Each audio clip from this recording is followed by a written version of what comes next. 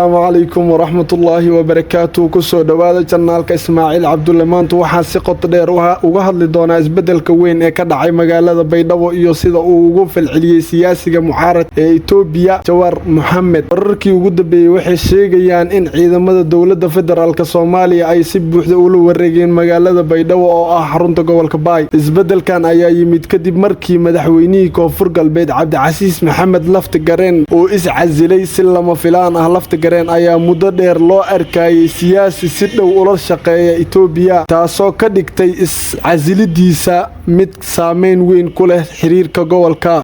siyaasiga mucaaradka Itoobiya Jawar Mohammed ayaa sheegay in waxa ka dhacay Baydhabo ay muujinayaan in Addis Ababa ay si tartiib u luminayso saameyntii ay ku lahayd Soomaaliya wuxuu arintaas ku tilmaamay guuldarro diblomaasiyadeed oo kale Jawar wuxuu sidoo kale sheegay in ra'iisul wasaaraha Itoobiya Abiy Ahmed uu horay ula kulmay Laftigareen isla markaana ballanqaadyo la siiyay laakiin aysan waxba ka tarin xaaladda inkastoo ciidamada Itoobiya ay ku sugnaayeen Baydhabo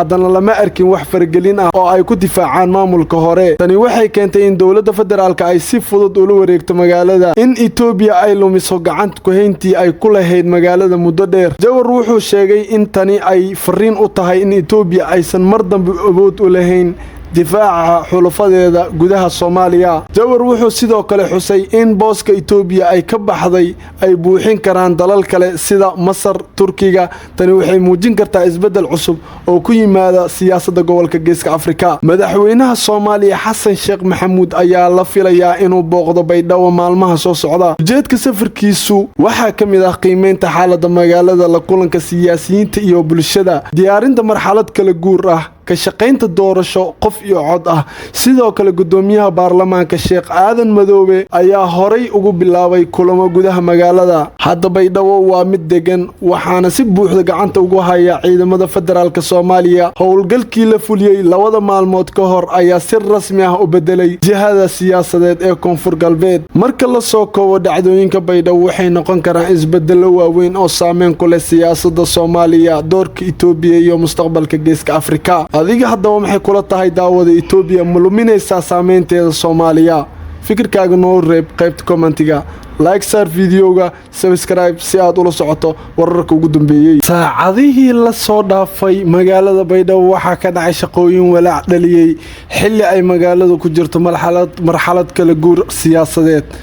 xaaladdan ayaa keentay in mas'uuliyiinta dawladda ay si degdeg ah ugu hadlaan si loo xakameeyo amniga loona ilaaliyo xasiloonida wasiirka degedda Soomaaliya ayaa si adag ula hadlay hay'adda amniga ee ku sugan Baydhabo isagoo xusay in waajib weyn ka saaran yahay ilaalinta nafta shacabka sharafta bulshada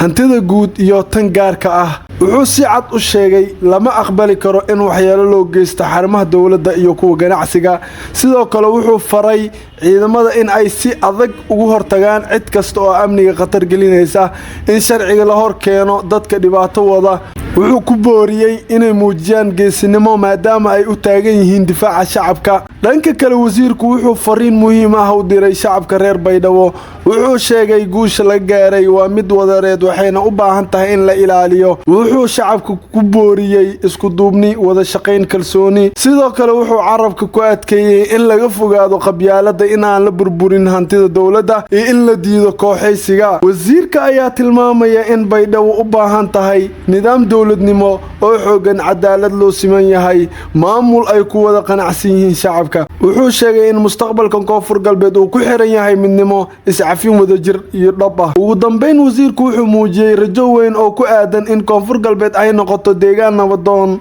shacabka ay helaan cadaalad iyo barwaaqo wuxuuna hadalkiisa ku soo gabagabeeyay guuleysta dar iyo falanqeyno kala duwan ayaa sheegaya in maamulka waqooyi galbeed Soomaaliya uu doonayo inuu hergeliyo heshiis la xiriira marin badeed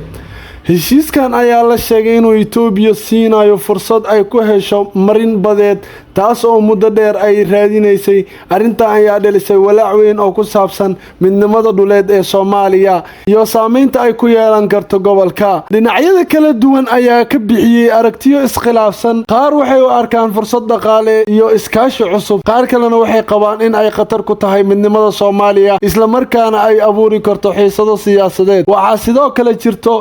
sidoo kale jirto dood ku saabsan sharciyada heshiis iyo cidda awoodda u leh go'aanada noocan ah. Haddii heshiiskan la dhaqangeliyo waxaa dhici karta in xiisado cusub ka abuurmaan Geeska Afrika,